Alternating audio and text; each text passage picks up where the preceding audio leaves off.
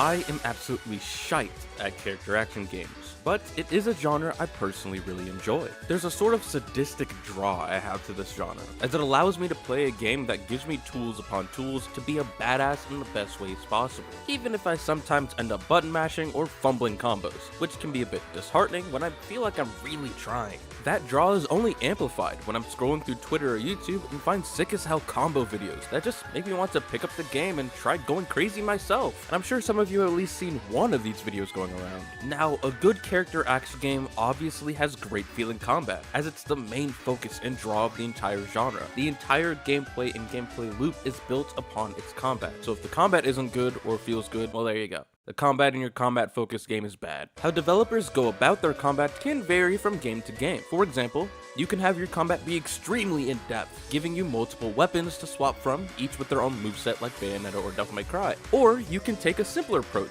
in games like Dusk Diver, where you have simple combos based on the number of times you press light or heavy, and an assist character with about 4 different moves in your back pocket. You could even get creative, trying something new like Astral Chain, which has a fairly limited move pool, but gives you more tools in the form of a controllable partner in combat, making your approach to combat different than most other games in the space. In the end, what many character action games try to strive for is to bring about that feeling that the sky is the limit for what you are capable of. Great character action games want you to feel powerful, making you feel only limited by what you, as a player, are capable of doing, creating this element of player and skill expression. You could absolutely just pick your favorite weapon, character, spell, or whatever, and just do the same thing, brute forcing the game and not interacting with the other tools or gameplay mechanics. But these games shine the most when you start to dabble in and implement your other tools into your gameplay. Whether it be calling assists, swapping weapons, transformations, parries, or etc., these games provide you with an array of tools and simply tell you, go have fun, and whatever that means to you in regards to the game, you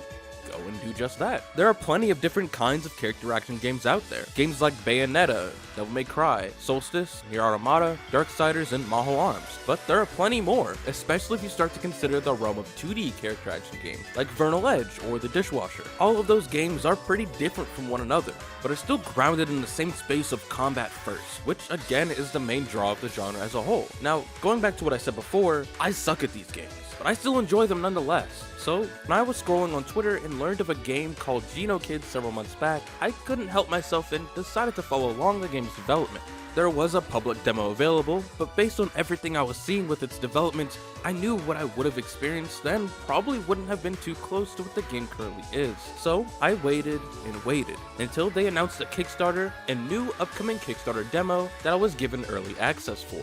You can assume I was pretty excited to finally give this game a try, and I wasn't disappointed. So before we jump in, let's go ahead and take care of a little housekeeping. Genokids is a character action game being developed by Nukefist, a 2-person team based out in Spain, 1 coder and 1 artist. The game's story has you take control of the band Genokids, comprised of 4 members, red, green, yellow, and blue. During one of the band's concerts in Las Divas, the whole thing gets interrupted by the landing of Earth's invaders, the Zenodians. With their main stage having been used as a hotspot and landing pad for the invaders, causing that concert to basically be a bust, the band isn't too happy, and they're looking to strike back against these invaders and send them packing.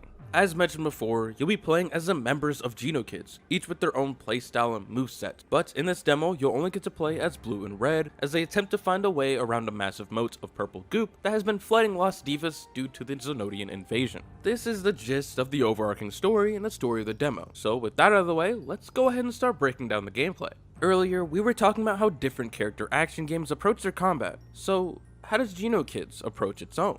It's a rather interesting approach, as each character has a string of light attacks, a grounded launcher, and an aerial ground pound, each with different properties from their fellow bandmates. Each band member also has a chase, so you can close the gap between you and your enemies. Each bandmate also has a set of skills that utilize a resource called flow, which builds up slowly over time and faster as you land attacks. It's all rather simple to pick up and understand, so you may be asking where the depth comes in.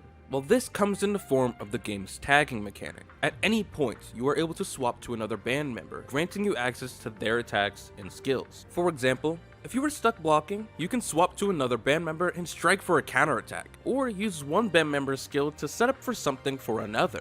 You see, swapping between band members does not interrupt their skills, meaning if you use a skill that requires charge time for one band member, you can swap to another and continue from there, while that one band member who's charging will continue and finish that enacted skill. The depth of the game's combat comes in the form of mastering the ebb and flow of swapping between band members, creating combos, setting up big attacks, and keeping up aggression even in moments it doesn't feel like you can. I can safely say that right now, they've nailed the combat and created a system that feels easy to pick up, with depth that allows for skill expression, and of course that feeling of being a badass with sick combos. In fact, you are rewarded for being that badass the game knows you can be, with not just a combo counter and extra points, but with the game's hype system. After filling up a bar by doing combos and simply just playing the game, you'll gain access to the band's transformations for a short amount of time upon activation. During this duration, all of your attacks are enhanced as well as all of your skills, granting you a massive boost in power to decimate your enemies with. Throughout the demo, I was constantly trying to think of new combos and was able to do some pretty sick things. And since the demo only allows you to play with blue and red, I'm sure it'll only go up from here once the other two bandmates are introduced, with blue being focused on quick and plentiful strikes as you fly around through the air, red pummeling flows and barrages of hard-hitting blows, green bombarding enemies with attacks from a distance with projectiles, and yellow smashing enemies with large sweeping crowd control attacks. The devs have a pretty good range of playstyles covered, and I can't wait to see what people can make happen when given access to the whole band. Overall, the game's combat is solid, despite me being garbage, and aside from the game's combat, everything else is also fairly good. I love the game's art and music, especially with how the cutscenes are conducted with the 2D characters on top of the 3D background. Also, so far, really like the characters. Each of their designs are great and fitting for not only their personalities, but their role in the band. Voice acting was also great, as the voice actors' performances were A1, and their dialogue was well written too, as each cutscene these characters got to interact in flowed really well, and the character dynamics were very entertaining. Have a listen. Look at it! It's a very jumpable jump. What are you talking about? Let's go! Hey, there's a ride that flies right into the castle. Were you really about to jump off just now?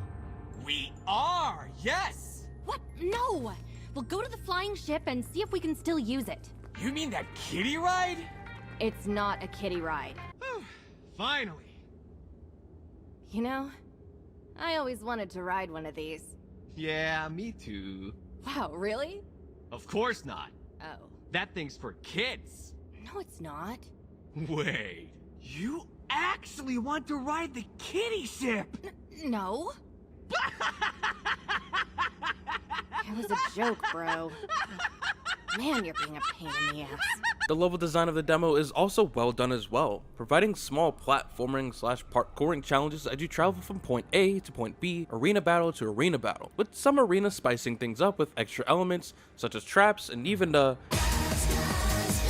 Again, what I played is just a Kickstarter demo, meaning everything I played, although does reflect what is to be expected from the full release, means that the game isn't there just yet. The Kickstarter is still up and has been fully funded. It's still receiving backers to reach stretch goals for extra content and etc, so if you are all interested, consider trying out the Kickstarter demo for yourself, which at the point of this video's release will already be publicly available. I'll be leaving a link to the game's Kickstarter and the Kickstarter demo in the description. I've been following this game for months, backed it on Kickstarter, and will be continuing to follow its development up to its release, and I can't wait to see what a grand game this will become.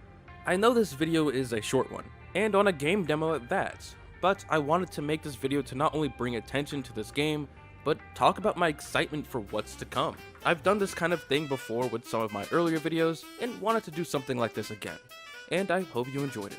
And as usual, my name is CrossVee, and I hope to see you all in the next one. Love y'all.